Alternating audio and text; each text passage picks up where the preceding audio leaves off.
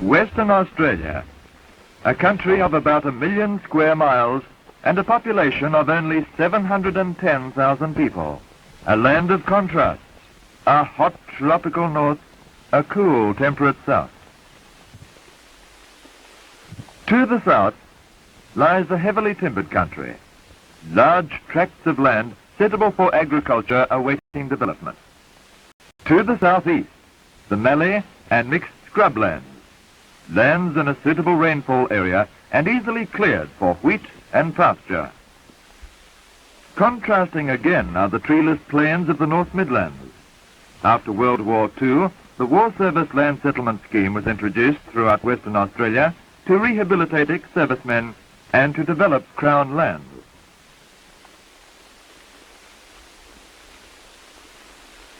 Western Australia is nearly 1/3 of the Australian continent. The extreme width, east-west, is 1,000 miles, and length, north-south, 1,480 miles. The southwestern portion is mainly agriculture and is several times the area of England. Prior to 1945, independent farmers developed the agricultural regions shown here in red. After the war, large, partially developed estates from this area were purchased by the authority for soldier settlement.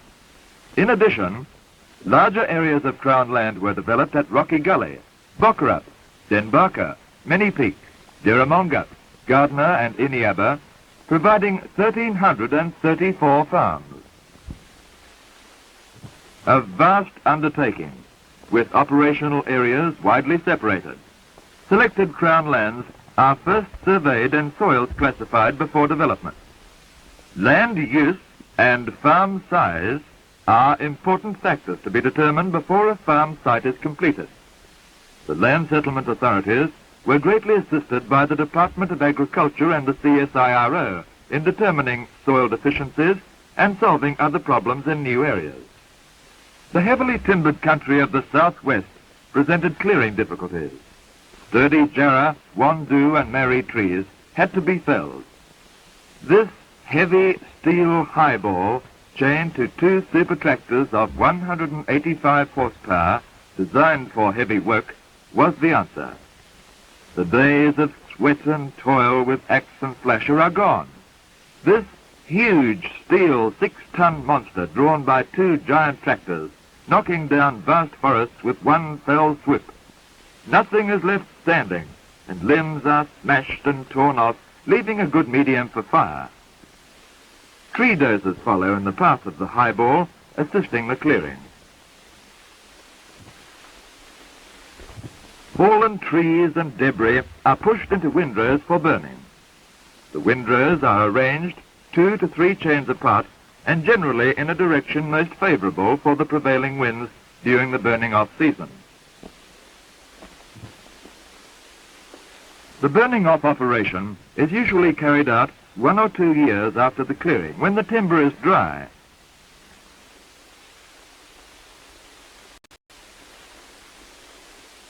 During the burning off season, bulldozers restack unburned timber in heaps along the lines of the windrows. It is essential to thoroughly clear the land for cultivation and completely burn all unwanted timber. In the wake of the clearing process follows chaining. Heavy anchor-type chains are drawn by tractors over the ground to level it for cultivation. These chains remove any small regrowth and fill in holes made by the uprooting of trees. Ploughing is done as soon as weather conditions are suitable. Great tracts of land between the prepared windrows are turned over. Stumps, roots, and other unburnt trash are brought to the surface. The magnitude of the work demands the use of heavy single-disc ploughs, drawn by tractors and working sometimes 7 or 8 abreast.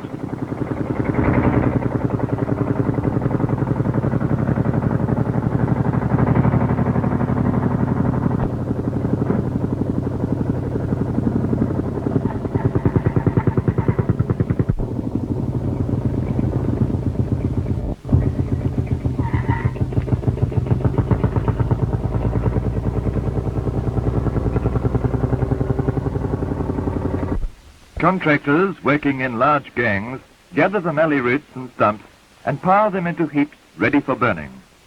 Thus, the face of the countryside is changed from timber and scrublands to farms in the making. Throughout all the seasonal operations of this vast work, the heavy machinery must be maintained in excellent repair. Depots equipped for any emergency are located at strategical points near the operational areas. Tractors and bulldozers, ploughs and seed drills, harrows and harvesters all receive attention. As the time for seeding approaches, the soil is again ploughed and harrowed. Further ploughing is often necessary to remove all crude organic matter and prepare the soil as a seed bed.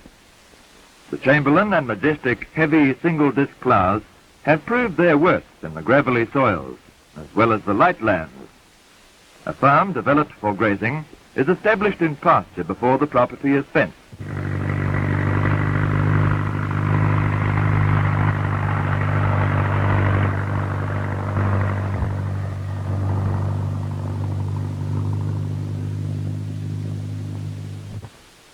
Most Western Australian soils require heavy applications of superphosphate. To some are added the trace elements zinc and copper. The land settlement authorities have made all pastures subterranean clover-based. The black, polished clover and the light-coloured Wimmera ryegrass seeds are mixed in appropriate quantities to provide a well-balanced pasture.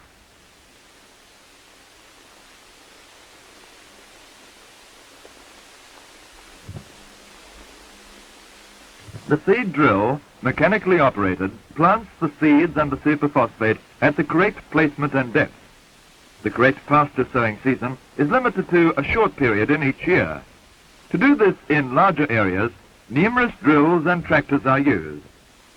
Subterranean clover is a legume. This valuable pasture grass not only supplies feed but ensures an adequate supply of nitrogenous compounds to the soil through fixation of atmospheric nitrogen. Various strains of the clover have been developed to suit climatic conditions. The development of farms for a large number of ex-servicemen, many of whom had little capital, necessitated the use of sound agricultural practices. The aims: farms of high standard, occupation as soon as practicable, and a rising level of productivity to attain financial stability for the earner.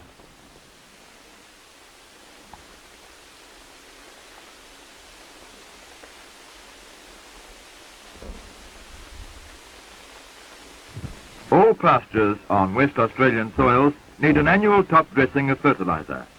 This is usually done in the autumn. The dropper-type superphosphate spreader is one type used.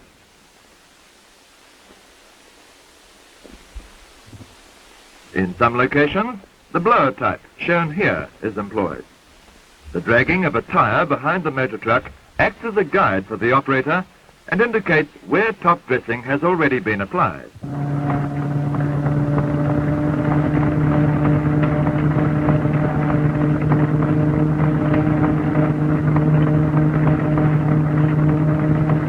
Water, a precious commodity and a constant problem.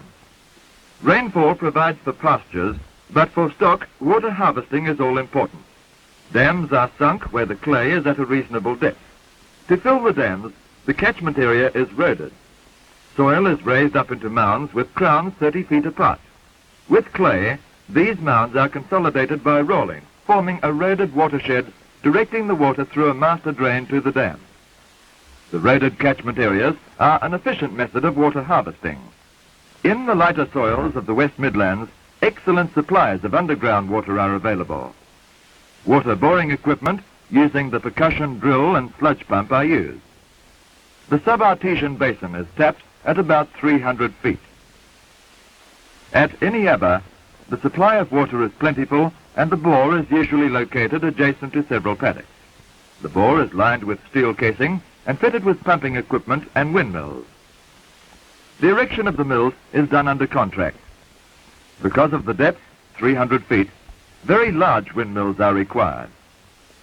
Water from the bores is pumped to the tanks by the power of the 30-foot diameter wheels and reticulated to the troughs where required.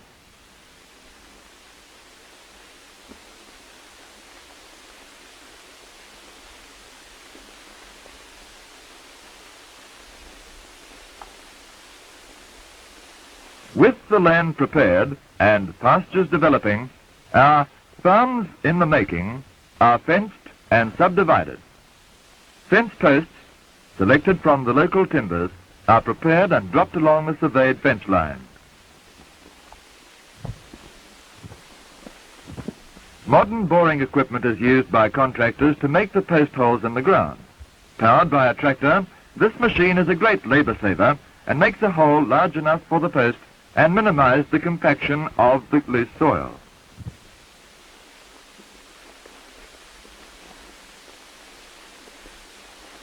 The tractor also provides the power to drive the drill. The holes will take the plain galvanized wire to construct a sheath-proof fence on all farm boundaries and internal subdivisions. On the boundaries of some properties, it is necessary to build vermin-proof fences.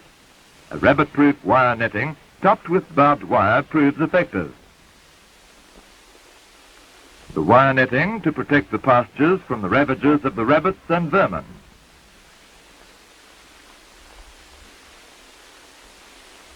The barbed wire to protect the sheep flocks from destruction by the treacherous dingo.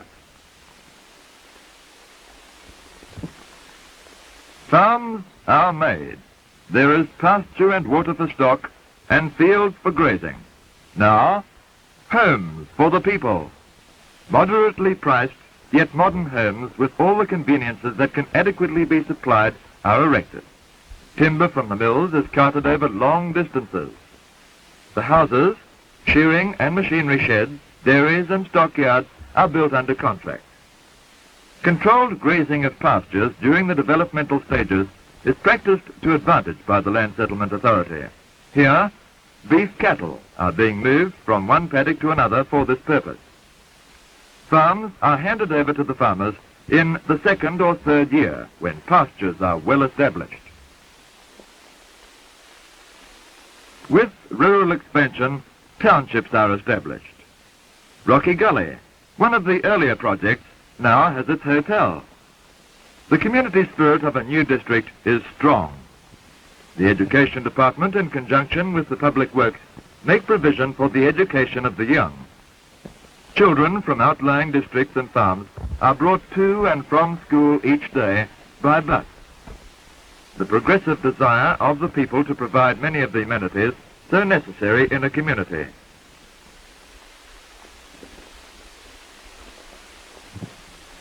Farms are made, but success lies in good management.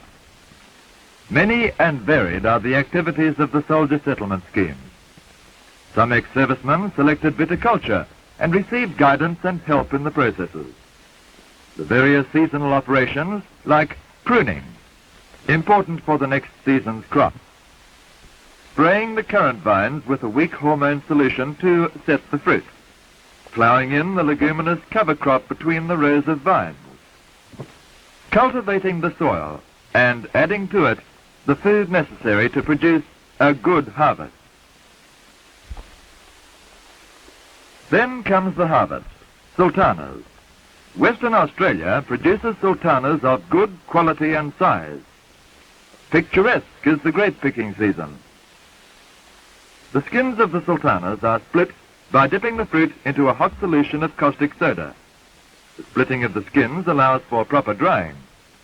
The climate of Western Australia is well suited to the growing of grapevines and the hot, dry summer for sun-kissed fruit.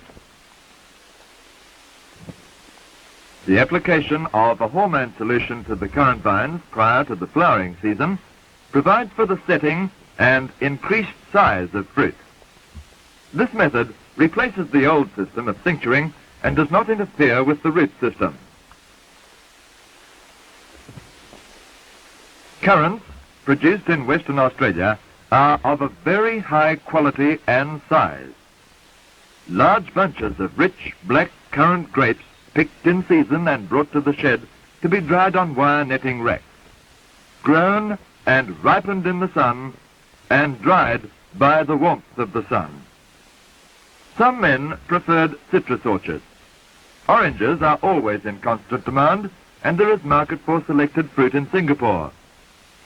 Good orchard practice is introduced. Vine growing and citrus orchards are sometimes combined on the property. These activities were only a small part of the scheme of war service land settlement, yet they contribute to an important industry in the state's economy. Western Australia is naturally a primary producing country, and wheat is a major crop. Excellent results have been achieved on light sandy soils. Research and wheat breeding have developed strains that will withstand rust and give a high gluten content for flour making. The soils have been built up by leguminous clover-based pastures. The crops ripen in the fields, and our climate is suitable for heading and harvesting. All over the countryside during the wheat harvesting season can be seen the rubber-tired tractors pulling the header harvesters. Invented by an Australian, H.V. Mackay, and now used the world over, these machines strip the ears from the stalks, thresh the grain from the ears, and direct the clean wheat into bins. Bulk handling of wheat is an economic practice in this country of vast areas and long distances. Many types of bulk handling equipment have been introduced. Bulk handling on the farms, bulk handling on our railways and roads, and bulk handling into the ships to feed a hungry world. The Western Australian Land Settlement Authority have made 1,334 farms from 2¼ million acres. Widespread are the agricultural areas of Western Australia. Soil types, rainfall and locality determine land use and farm size.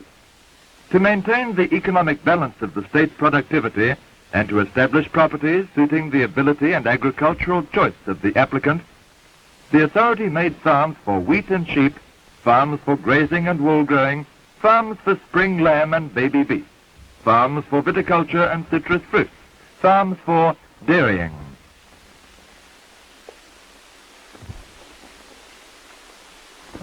In the pasture areas, cereal crops, usually oats, are grown for hay to augment the meadow or clover hay. When ripened, the crops are cut with a power mower.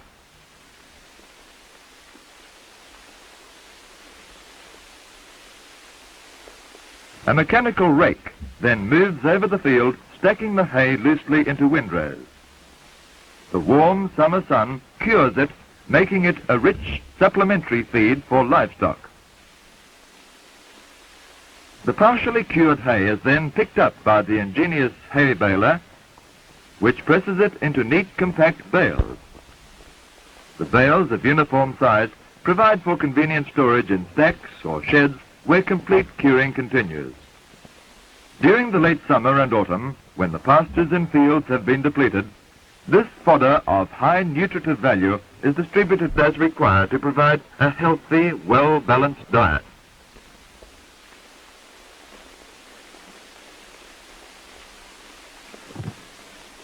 Ensilage, another important supplementary feed.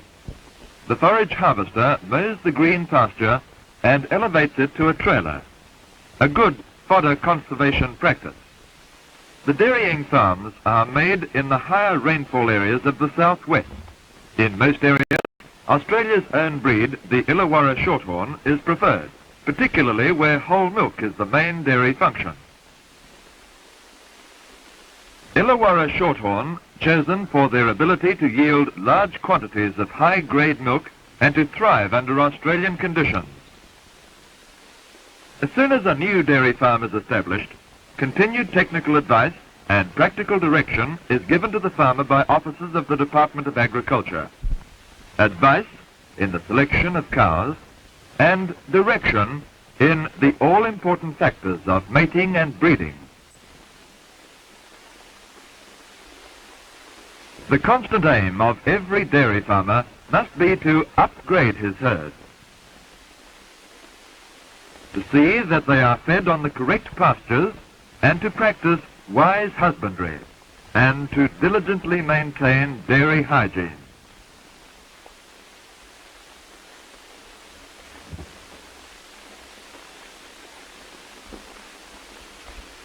Milk, one of the major foods of the human race, continually must research and effort keep the flow of milk apace with the demands of world population.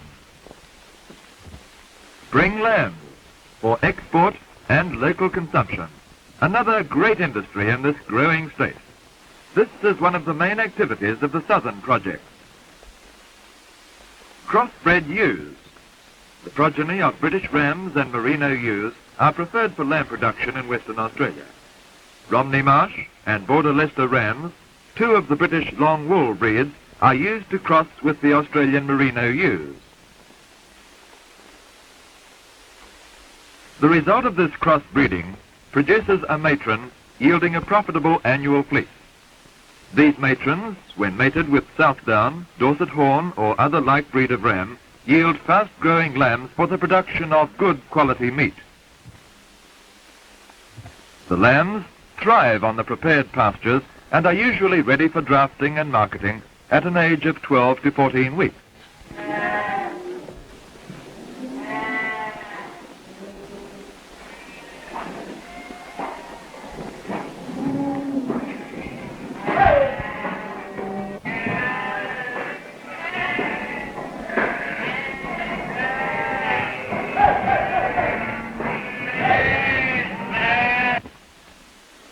Wool, the greatest of the nation's primary products. The Australian wool producer is proudly jealous of the achievement in developing the merino breed. Merino sheep yield a quality and quantity of wool per sheep unequalled throughout the world. This has been the most astounding contribution to Australia's economy. On all new farms established by the authority, adequate facilities are provided for the annual shearing and handling of the wool clip. This superior method of shearing, fleece coating, wool classing, baling and marketing is peculiar to Australia. It has contributed in no small measure to the high reputation respected by wool buyers and wool users throughout the world.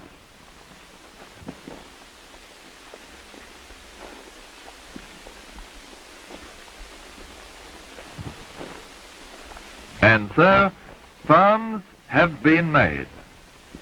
The War Service Land Settlement Scheme has achieved its purpose.